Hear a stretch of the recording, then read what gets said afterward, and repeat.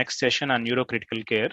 In the neurocritical care, none other than the first discussion would be between a seasoned speaker, famous neurosurgeon from Christian Medical College, Vellore, Dr. Matthew Joseph. Dr. Matthew Joseph is the professor, head of department, head of neurocritical care unit from CMC Vellore. Sir is well published, up to 37 original publications, numerous citations, and he will be discussing, and he is being interviewed by Dr. Mithilesh. Dr. Mithilesh is a consultant from Medicover Hospitals Apollo, Hyderabad. And the topic of discussion would be in neurocritical care, ICP monitoring, hyperosmolar therapies, and some other interesting concepts. Over to you, Dr. Matthew Joseph and Dr. Mithilesh.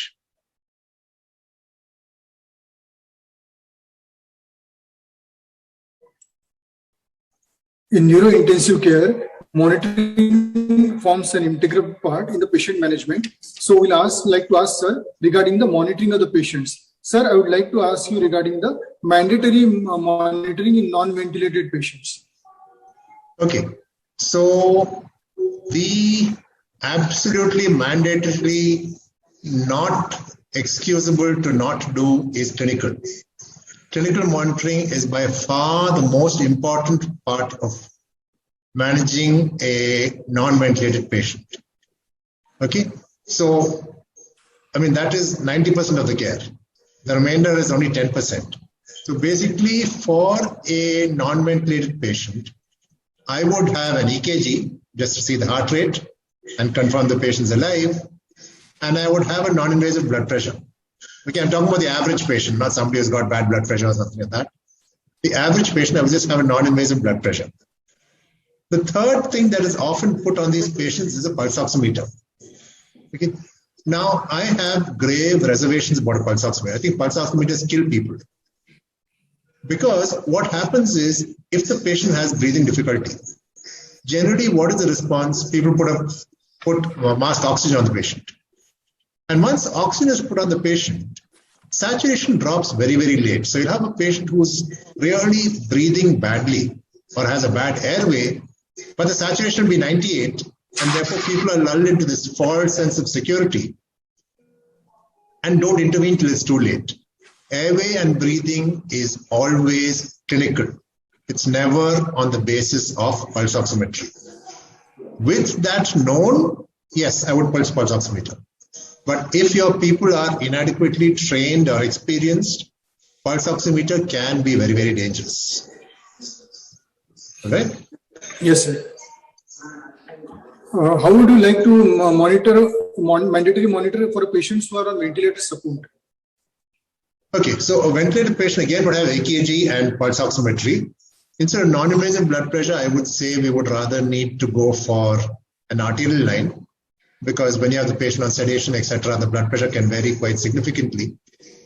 And if possible, have an end-tidal carbon dioxide that prevents you from having to do too frequent blood gases. Okay, but that I would say is sort of optional. Mandatory would be EKG, invasive blood pressure, SpO2.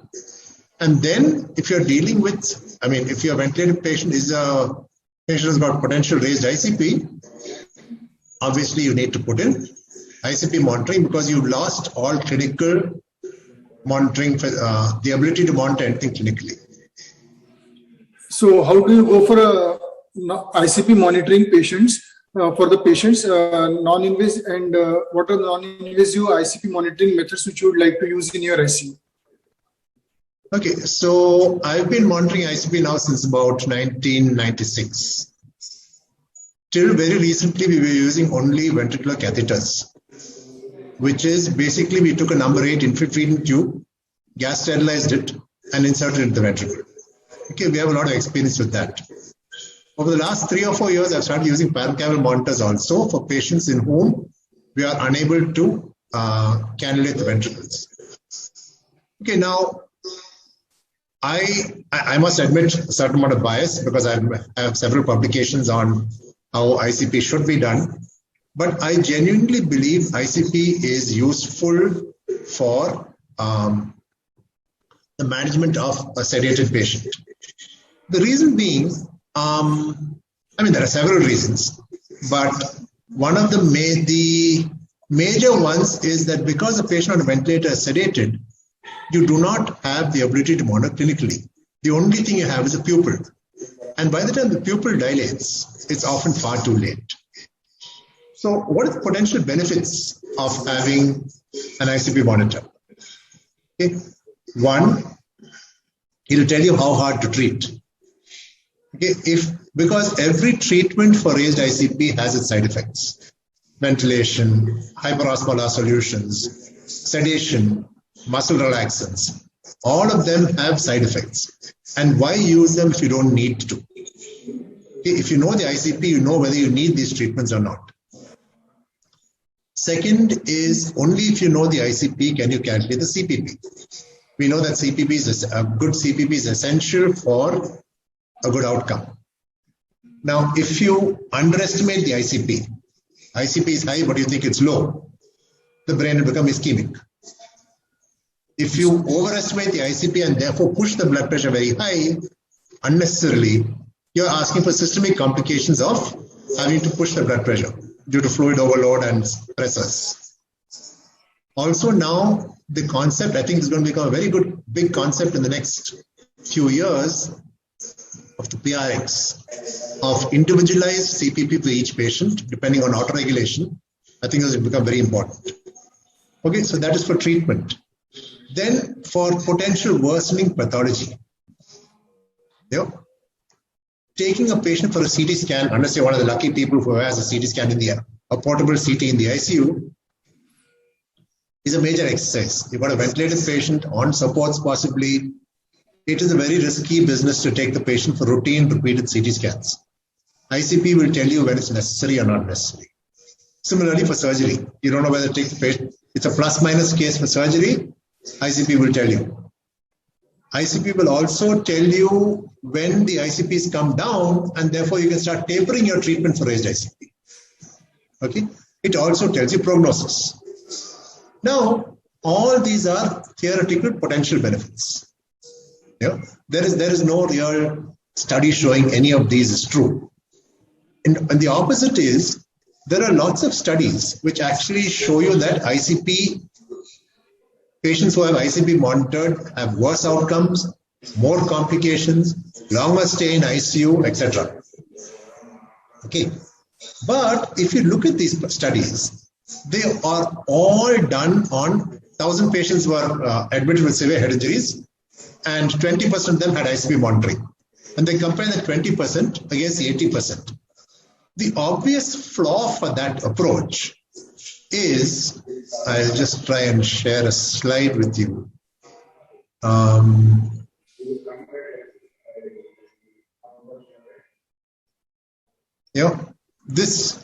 If I gave you these patients and said, I want to check lipid profile on one patient, which one would you check on? Which patient would you check the lipid profile for? The middle one, sir. The middle one, the obese one, yes, right? Sir. And you keep monitoring the patients. And who's most likely to have an MI of those 5 patients? More likely to be the obese patients. The middle one, same one. And then you say the patient had MI because I did lipid profile. Do you understand the circular logic they're using for these ICP studies? What they basically, why did you put ICP for the patient? Because that patient looked like they're going to have worse ICP. Yes, sir. And the patient is going to have worse ICP compared to the other patients who didn't monitor ICP for. What is the outcome going to be? Worse. So it's a very circular argument they use. ICP monitored patients have worse outcomes. Why? Because they're the sicker patients. That's why you monitored ICP in the first place. Do you understand? Nobody's ever done a randomized trial of ICP versus no ICP. I know I would not agree for a trial like that because I firmly believe ICP is good. I would not agree to conduct a randomized trial in my ICU. I never would. Okay? If it was one of my family members, I would do ICP. I'm that convinced about it. The other reason why ICP is not commonly used, one is there is no proof of benefit. There is lots of indications of benefit, but there is no proof of benefit. There's never going to be proof of benefit. Because proof has to come as a randomized controlled trial is not going to happen. The other reason is very often people don't know what to do with the numbers. I put an ICP monitor. ICP is now 23. What should I do? Should I increase sedation first? Or should I give mannitol? Or should I give hypotonic saline? Should I take the patient for CT scan? Nobody knows. I mean, I shouldn't say nobody knows, but there is no clear-cut protocol on what to do. For this, what I would recommend is for people who, I wouldn't suggest the experienced people, but the people with less experience, I would suggest looking at this. Okay, this is the thing I was fortunate to be part of in 2019, which basically created a non-evidence-based and expert-based practical pathway for how to treat patients. It goes with basic monitoring, tier 1, tier 2, tier 3 therapy. I would advise people who are unsure to go to this. The link is here. You can just search for CIBIC. CIBIC, the first two things that come up will be this. There is a chart. There is a chart that you can print out, put on your wall of your ICU, which clearly tells everybody what to do if the ICP goes up. Okay, so this will make things very easy for anybody who wants to monitor ICP. And the last thing I want to say about ICP monitoring, I know I'm going on for a long time, but the last thing I want to say about ICP monitoring is, when I started ICP monitoring, I thought I would find hematomas and do life-saving surgery before the pupil dilated and save the patient. But when things happened, that's not what happened actually. What happened was the alarms. The thing was keeping on alarming. Every 10 minutes, every 15 minutes, ting, ting, ting, the ICP alarm would go off. And it was never because of edema or hematoma. It was because our basic care had gone wrong. They put the head down to move the patient up the bed. They forgot to raise the head end again. The patient's neck is twisted and the jugular is compressed. Patient's fighting the ventilator. Patient's hypoventilated, PCO2 went up. BP dropped. These were the causes we found for the ICP alarm. So ICP doesn't just pick up hematomas and tell you CPP. ICP improves, more than anything else, ICP improves your basic ICU care. You would not have picked up that head being down for another half an hour, by which time ischemia of the brain might have happened. Because you had the ICP monitor, the alarm went off and you raised the head end. Do you understand the point I'm making? And therefore, I think ICP monitoring is good. This is the main benefit. Everything else I said about prognosis and hematomas and CT scans and all that is secondary. The primary benefit is your ICU care of the patient improves markedly. Okay, I'll stop there. You asked about non-invasive ICP? Yes. Okay, so non-invasive ICP, I've just got one slide for that. This is a 2017 publication showing all the various types of non-invasive blood pressure, non-invasive ICP monitoring. Okay, the only two things that are commonly used now, that are commonly published on now, are optic nerve sheath diameter, ONSD, and transcranial Doppler, TCD. Okay, those are the two commonest things used. Both, like ONSD, there has been no agreement on what it consists, what value constitutes raised ICP. There have been values from 4.8 millimeters to 5.6 millimeters. So the 4.8 people say 4.9 is high ICP. The 5.6 people say 5.4 is normal ICP. You understand? So there's a problem. Nobody's fixed a number at which we say ONSD, this ONSD equals high ICP.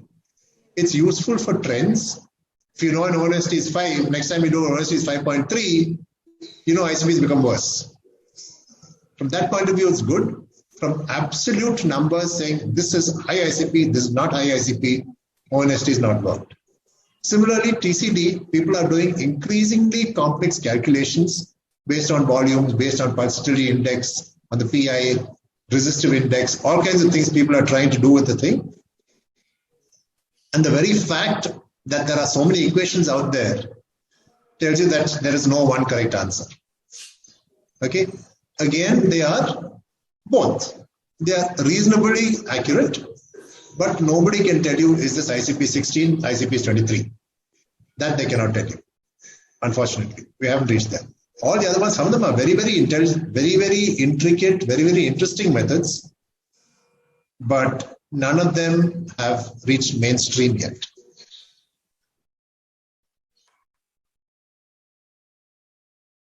What are the other advanced monitoring you are using in your ICU or which are available for the patients with neurocritical care requirement? Right. So I don't have any other monitoring. I have only ICP. I don't have any other monitoring, but I've had experience. I mean, I've been to many other ICUs which have much more in the way of advanced monitoring. Probably the next most common thing which is going to become mainstream, okay, once the BOOST 3 trial is out, is brain tissue oxygenation. Brain tissue oxygenation normally is 25 to 50. It's measured by a direct probe into the brain. The Lycox is the commercial name. And normally it's 25 to 50. Below 20, you have to treat. All right.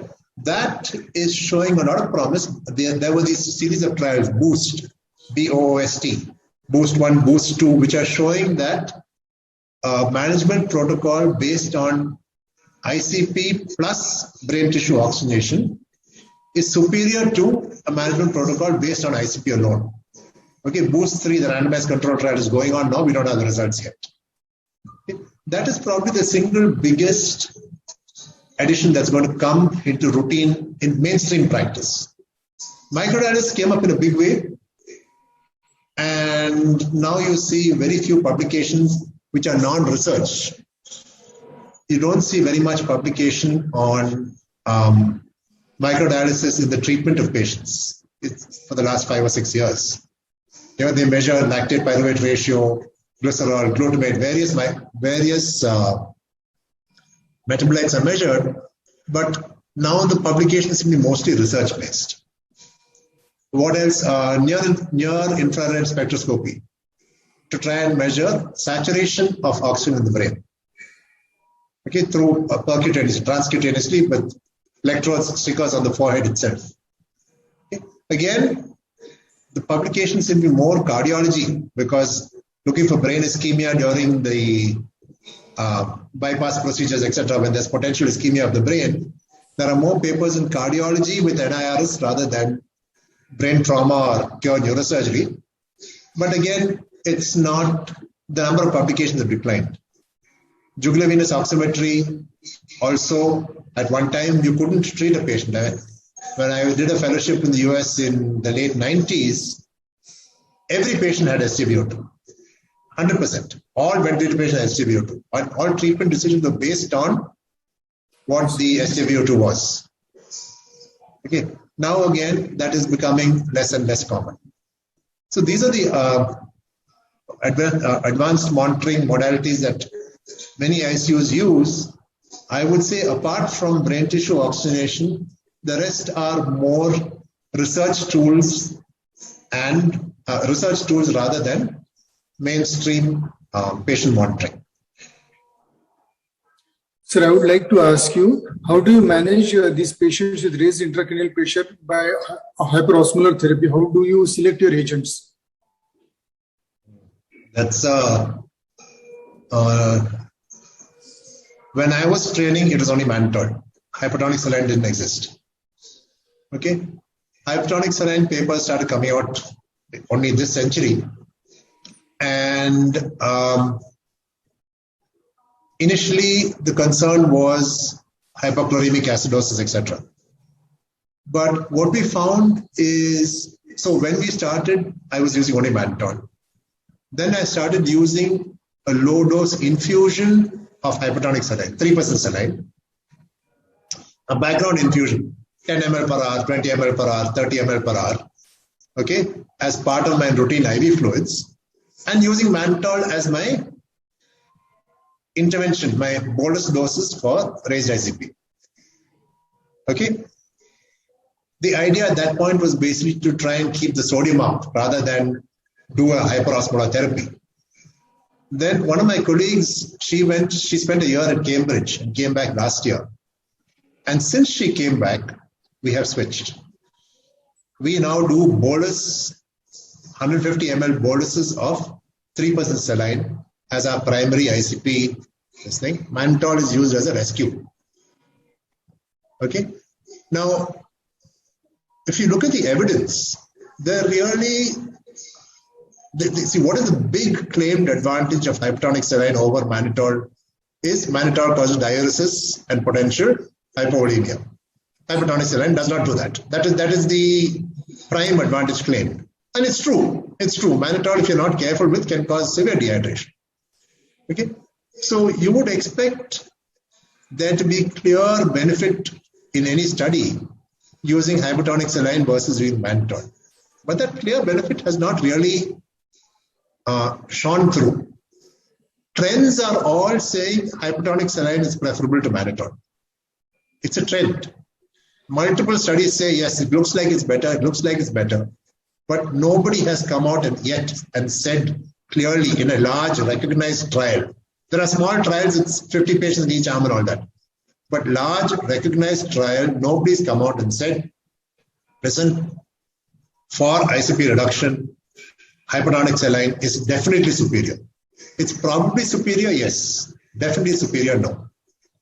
So now I have, just for the last year and a half, we have converted to bolus hypertonic saline, bolus 3% saline as our primary hyperosmolar therapy, with mannitol being used for rescue where it doesn't work. Any subset of patients you have any specific choices, like a patient with a cardiac disease or a patient with some renal problems like CKD patient or a patient on dialysis? Yeah, again, if you look at it, mannitol is totally dependent on the kidney for excretion. Yes. If your kidneys are not working, if you use mannitol, you're in big trouble. Okay, I'm not a great believer in this 320 milliosmoles measurement. You know, people say 320, you should not cross 320, you should measure osmolality. You know, because if you're giving hypertonic saline and your sodium reaches 150, if you calculate your osmolality, it's already more than 320. It's already more than 3. If you calculate glucose and urea and potassium together, it's already more than 320. Okay, and people say you can take sodium up to 160 in children, in which case your osmolality is 345, 350. So I'm not a great, I shouldn't say I'm not a great believer. I don't worry too much about 320 as a limit. So CKD patients, obviously you cannot use. And I think any hypertonic saline, any hyperosmolar therapy should be used in caution with all cardiac patients, because the initial effect of all of them is volume expansion. Yes. And if you have a borderline cardiac patient, the last thing you want to do is do a sudden volume expansion and then tip the patient into failure. So those are very, very cautious. Luckily, that as a percentage of the population, they're very small. So what I'm talking about is for the vast majority. It's for the vast majority of patients. Thank you, sir, for enlightening us on monitoring and intracranial pressure monitoring and choice of the hyperosmolar therapy for the patients in neurocritical care. Thank you, sir. Thank you, Mithresh. Thank you for inviting me to do this.